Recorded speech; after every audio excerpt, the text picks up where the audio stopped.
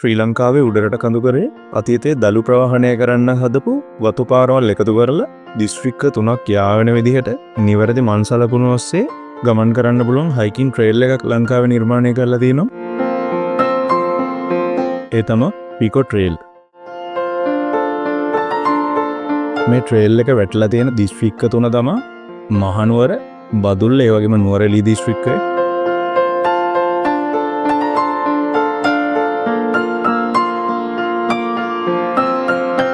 මේ ට්‍රේල් එකේ මුළු දුර ප්‍රමාණය වෙන්නේ කිලෝමීටර් 323ක දුරක්. මේක ආරම්භ වෙන්නේ මහනුවර දිස්ත්‍රික්කයේ හන්දාන ප්‍රදේශයේ තියෙන සිලෝන් ටී මියුසියම් එක ළඟින්. මේක අවසන් වෙන්නේ නුවරඑළිය දිස්ත්‍රික්කයේ පෙඩ්‍රෝ ටී ස්ටේට් එක ළඟින්.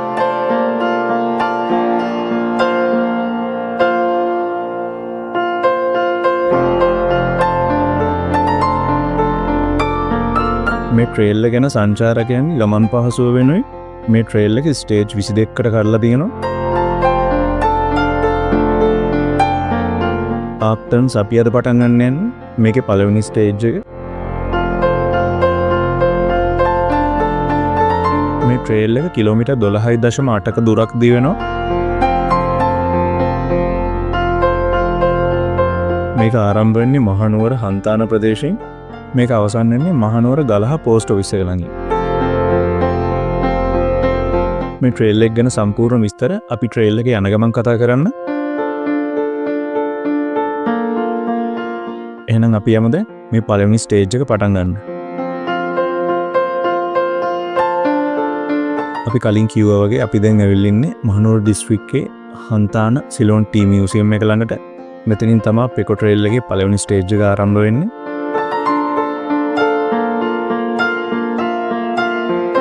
අපි ට්‍රේල් එක පටන් ගන්න යති වෙලාව උදේ 8:30ට විතර ඇති.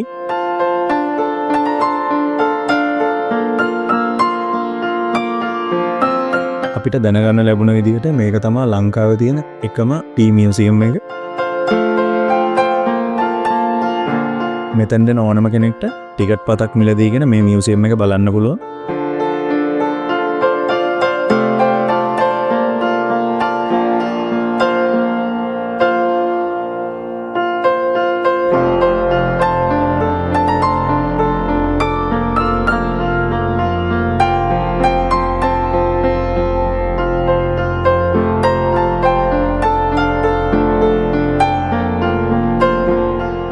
මෙතන ඉස්සරහින් තමයි ස්ටාර්ටින් පොයින්ට් එක තියෙන්නේ. මේ ට්‍රේල් එක පුරාවටම මේ තියනා වගේ ඇරෝ මාක්ස් දාලා යන ගමන් මාර්ගය ලකුණු කරලා තියෙනවා. මේ ට්‍රේල් එකේ තියෙන විශේෂත්වයක් තමයි තේ වතු රක්ෂිත වනාන්තර වගේම ප්‍රධාන මාර්ග වතු නිවාස වගේ තැන්වලිමුත් ගමන් කරන්න තියෙනවා.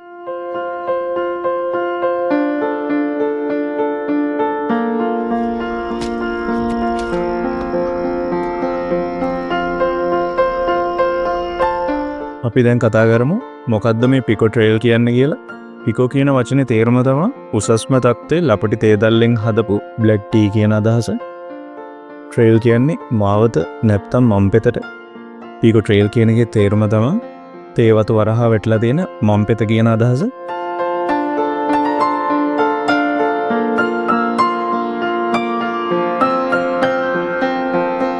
මේ ට්‍රේල් එක ආරම්භ කරන්න මූලිකත්වය අරගෙන කටයුතු කරලා තින්නේ ලංකාවේ කඳුවරේ ආශ්‍රිතව අවුරුදු 10ක් විතර සංචාරය කරපු විදේශී ජාතියේ ඔහුගේ නම මිගෙල් කුනාක්. මෙයාගේ මූලිකත්වයෙන් මේ ට්‍රේල් එක සඳහා USAID වගේම යුරෝප් යුනියන් එකෙන් විශාල වශයෙන් ෆන්ඩ්ස් පවා අරන් දීලා තියෙනවා. මේ ට්‍රේල් එක නියාමනය කරන්නේ The Pico Trail Organisation කියන ලාභ නොලබන සංවිධානය මගින්. මේ ට්‍රේල් එක සඳහාම හදපු මොබයිල් ඇප් එකකුත් තියෙනවා. මේ ඇප් එක හරහා අදියරින් අදියර ට්‍රේල් එක ගැන සිතියම් ඔස්සේ මඟ පෙන්වීමක් සිදු කරනවා. ඒ වගේම මේ ට්‍රේල් එකේදී හම්බෙන විශේෂ ස්ථාන භූගෝලීය පිහිටීමුත් මේ ඇප් එකට අන්තර්ගත කරලා තියෙනවා. විශේෂයෙන් දෙයක් මතක් කරන්න ඕන මේ ට්‍රේල් එකට විශේෂ අවසරයක් ලබා ගන්න තියෙනවා. මොකද මේ ගමන වන සංරක්ෂණ දෙපාර්තමේන්තුවට අයිති වෙලා තියෙන අධිසංවේදී පාරිසරික කලාපවලිමුත් ගමන් කරන්න තියෙනවා. ඒ නිසා මේ ට්‍රේල් එක ගැන ඕනම කෙනෙක් ඒ අවසරය ලබා ගන්න. අද වෙද්දි නම් ගාස්තුව කිරීමක් සිද්ධ කරන්නේ ඉස්සරහට කොහොම වෙයිද දන්නේ. මේක පීකෝ ට්‍රේල් ඇප් එක හරහා ලබා ගන්න පුළුවන්.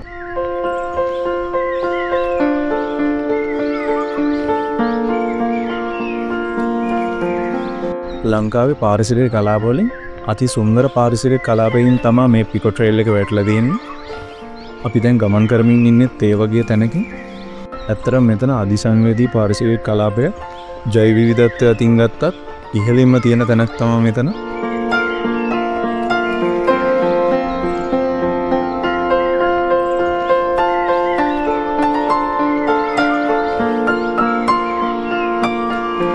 මෙතන ඇහෙන ශබ්ද වලින් අපිට තේරෙනවා මෙතන විශාල කුරුළු ගහණයක් ජීවත් වෙන වනාන්තරයක් කියලා.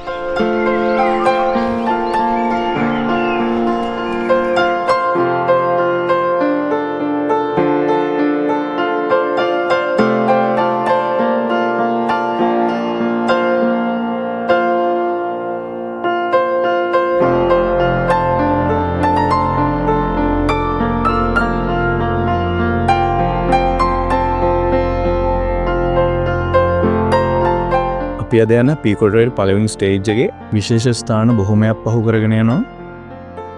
අපිට මේ ඉස්සරහා පේන්න තියෙන්නේ ඒ වගේ විශේෂ තැනක්. මේ තමයි හන්තාන ටවර් පීක් එක. අපි දැන් හන්තාන රක්ෂිතය හරහා ඇවිල්ලා දැන් වැටලා තියෙන්නේ හන්තාන ප්‍රධාන මාර්ගයට. මෙතනින් වම් පැත්තට වෙන්න තමයි හන්තාන සඳගිරි සෑය තියෙන්නේ. මෙතන ඉස්සරහින් අපිට බලා ගන්න පුළුවන් පීකෝ ට්‍රේල් සයින් බෝඩ් එක. අපි ගමන ආරම්භ කරේ මෙතන ඉඳලා. දැන් අපි ඉන්නේ මේ හරියේ. අපිට තව යන්න තියෙනවා මෙච්චර විතර දුරක්. ගල්හ පෝස්ට් ඔෆිස් එක ළඟට. එතනින් තමයි පීකෝ ට්‍රේල් පළවෙනි ස්ටේජ් එක අවසන් වෙන්නේ. මෙතන කොන්ක්‍රීට් පාරවල් දෙකක් තියෙනවා. දකුණු අත පැත්තෙන් තමයි හන්තාන් ටවර් පීක් එකට යන්න තියෙන්නේ.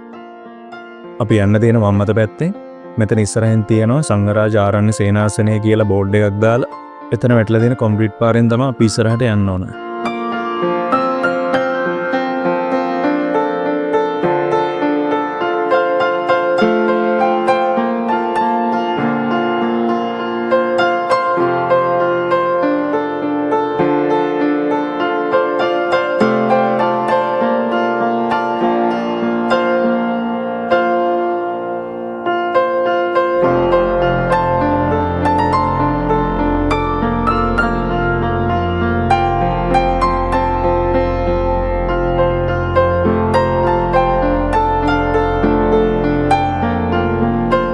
පළවෙනි ස්ටේජ් එකේ දුර කිලෝමීටර් 12ක් විතර වුණාට ගොඩක් තැන්වලදී අපිට හම්බ වෙනවා කොන්ක්‍රීට් පාරවල්. ඒ හින්දා මේ පළවෙනි ස්ටේජ් එක ඕනම කෙනෙක්ට යන්න පුළුවන්. ගොඩක් අමාරු නෑ.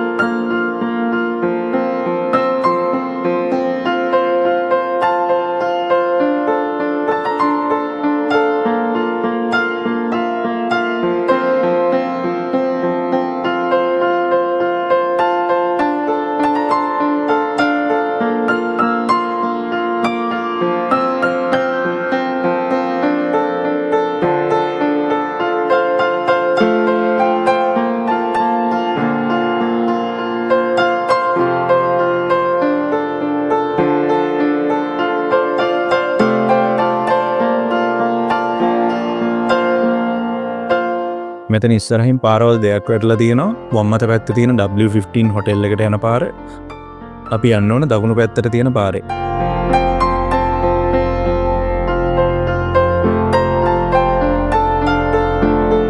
මෙතන පොඩි දොරක් යද්දී අපිට ඇරෝ මාක් එකකුත් බලා ගන්න පුළුවන්.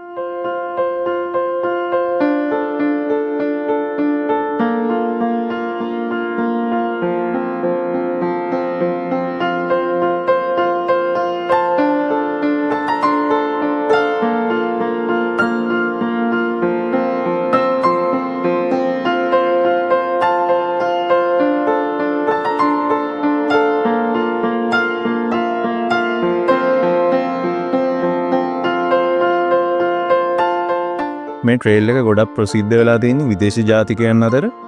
අපිට මේ ට්‍රේල් එකේ යද්දී උනත් හම්බුනේ විදේශී ජාතිකයෝ විතරයි. ඇත්තට මේක ලංකාවේ අතරත් ප්‍රසිද්ධ වෙන්න ඕන ගමනක්. මේ ට්‍රේල් එක අවුරුදු 70 ඉක්මවා වයසේ තියෙන විදේශිකයෝ පවා ගිහිල්ලා තියෙනවා. ඒ වගේම සමහර විදේශිකයෝ දින අඩු ප්‍රමාණයකින් මේ සම්පූර්ණ ට්‍රේල් එකම අවසන් කරලා තියෙනවා.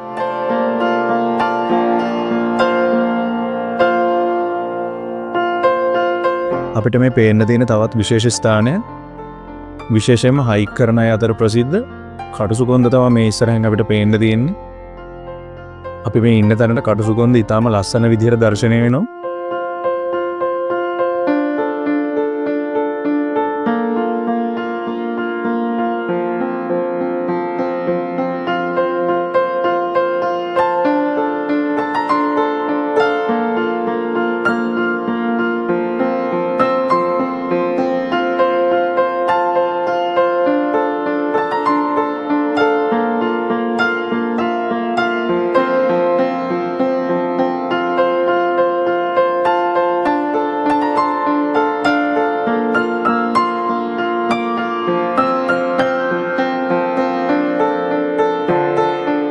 අපි ලන්ච් එක ගත්තේ කඳු දිහා බලාගෙන මාරම ලස්සන view එකක් පේන තැනක ඉඳලා.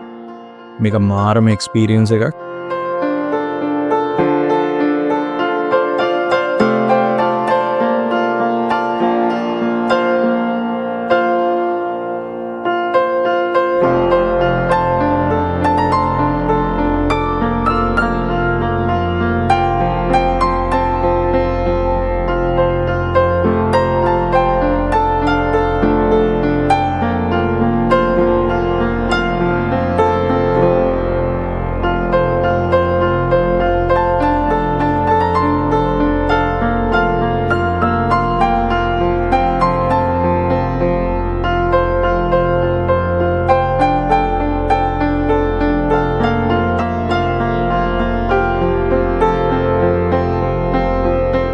අපිට මේ හයික් එක මැදදී අලුත් යාළුවෙකුත් එකතු වුණා. එයාත් දැන් අපිත් එක්ක මේ හයික් එක යනවා.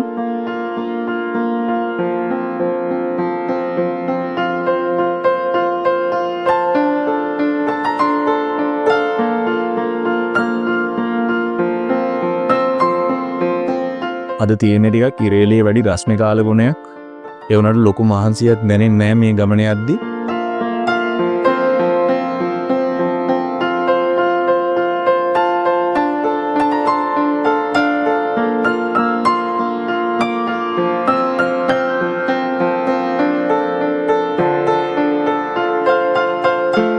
මේ ට්‍රේල් එකේ පළවෙනි ස්ටේජ් එකේ තවත් විශේෂ ලෑන්ඩ්මාර්ක් එකකට තමයි අපි දැන් ඇවිල්ලා ඉන්නේ. මෙතන තියෙනවා ටිකක් වෙනස් හැඩේ ගලක්. මෙතන ඇප් එකේ හඳුන්වලා තියෙන්නේ බ්‍රෝකන් රොක් කියලා.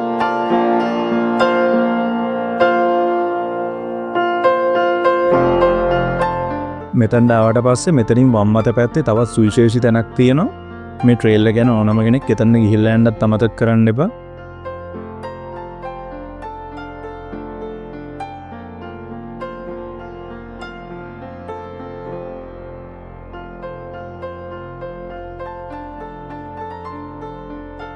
අපි මේ යන තැන හඳුන්වන්නේ දුම්බර මිටියාවත view point එක කියලා.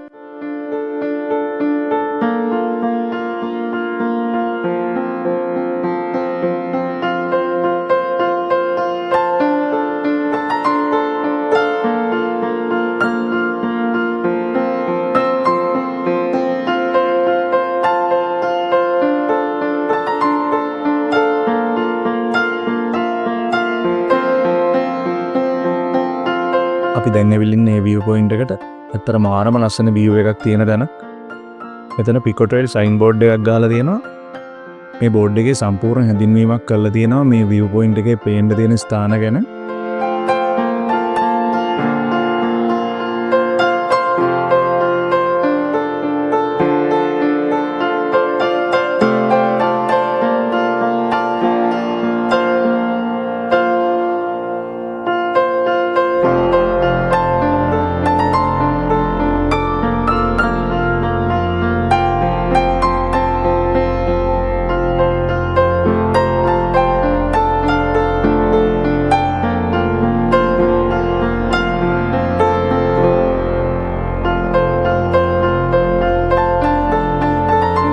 අපිට මේ පේන්න තියෙන්නේ අපි පහු කරගෙන ආපු කටුසුකොන්ද රේන්ජ් එක. ඊට පස්සේ පේන්න තියෙනවා හන්තාන ටවර් පීක් එක. එතනින් දකුණු පැත්තට වෙන්න තියෙනවා සඳගිරි සෑය. මේ බෝඩ් එකේ පෙන්නන විදිහට සඳගිරි සෑයට පිටිපස්සෙන් පේන්න තියෙන්නේ රිවර්ස්ටන් පැත්ත. දකුණු පැත්තට වෙද්දි ඈතින් පේන කඳු වැටිය නකල්ස් විදිහට තමයි මේකේ හඳුන්වලා තියෙන්නේ. නකල්ස් රේන්ජ් එකකින් එහා පැත්තට ගියාම තියෙනවා මාදුරුවේ නැෂනල් පාර්ක් එක. මෙතන දකුණු පැත්තින් පහතින් පේන්න තියෙනවා මහවැලි ගඟ. ඒ වගේම වික්ටෝරියා ඩෑම් එකත් පේන්න තියෙනවා.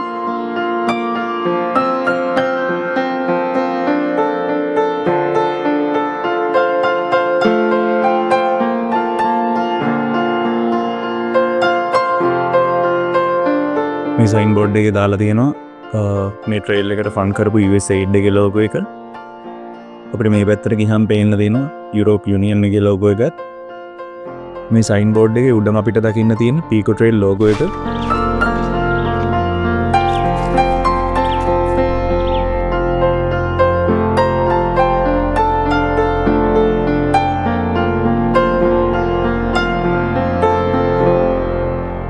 අපි මේ ට්‍රේල් එක පටන් ගත්ත තැන ඉඳලා ඩ්‍රෝගන් රොක් කියන තැනට එනකන් අපිට කන්ද උඩට නගින්න තියෙන්නේ. එතන ඉඳලා ගලහ වෙනකන් ඊට පස්සේ අපිට පල්ලමට බහින්න තියෙන්නේ.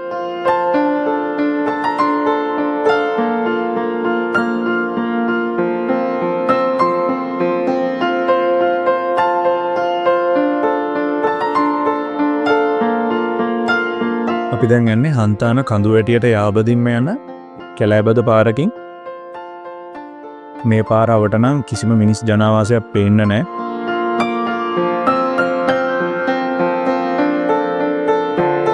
අපි දැන් ටික ටික හන්තානට සමුදීලා ගලහ පැත්තට ලං වෙන ගමන් ඉන්නේ.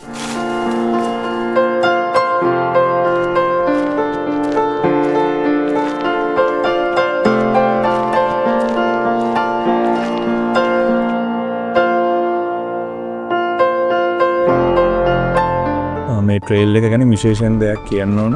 මම කලින් කිව්වා වගේ මේ ට්‍රේල් එක ගොඩක් ප්‍රසිද්ධ වෙලා තියෙන විදේශ ජාතිකයන් අතර. මම ආරාධනා කරනවා ලංකාවේ ඉන්න ට්‍රැවලර්ස්ලටත් මේ ගමන එන්න. පාරම ලස්සන තැන් බලා ගන්න පුළුවන්.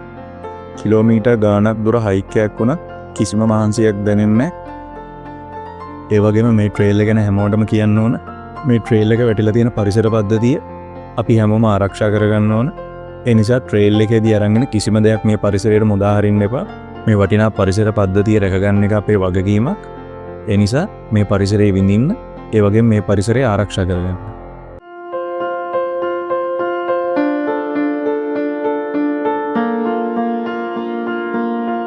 අපි දැන් ඇවිල්ලා ඉන්නේ කිතුල් මුල්ල කියන ගමට. මෙතන ඉඳලා ට්‍රේල් එක අපිට ගොඩක් හම් වෙන්නේ වතු නිවාසත් එක්ක යන පාරක්. ඒ වුණාට ඒ ආවට පරිසරයත් මාරම ලස්සනයි.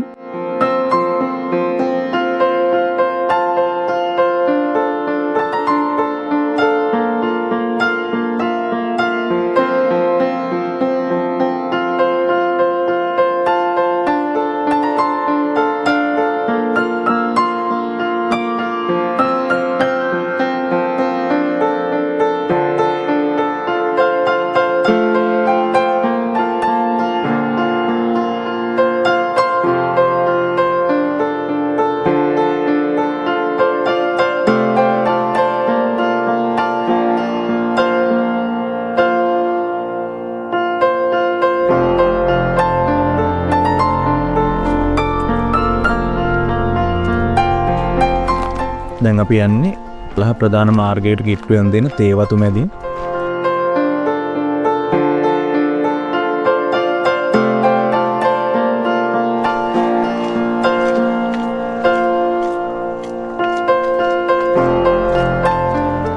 අපි දැන් ට්‍රේල් එකේ අවසානට ඇවිල්ලා තියෙන්නේ. මේ ඉස්සරහින් පේන්න තියෙන ගලහ පාලම. මෙතන ඉඳලා කිලෝමීටර් 1.5ක් විතර තමයි ගලහ පෝස්ට් ඔෆිස් එකට තියෙන්නේ. මේ පාලමෙත් මේ ට්‍රේල් එකේ තියෙන ඇරෝ මාක්ස් බලා ගන්න පුළුවන්.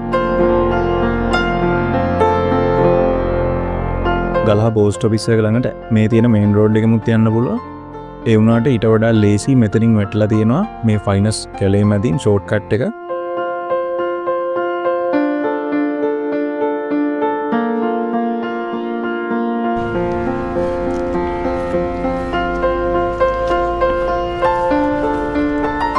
අපි දැන් යන්නේ ෂෝට් කට් එක හරහා. මෙතනත් මැකිලා තියෙන ඇරෝ මාක් එකක් බලා ගන්න පුළුවන්.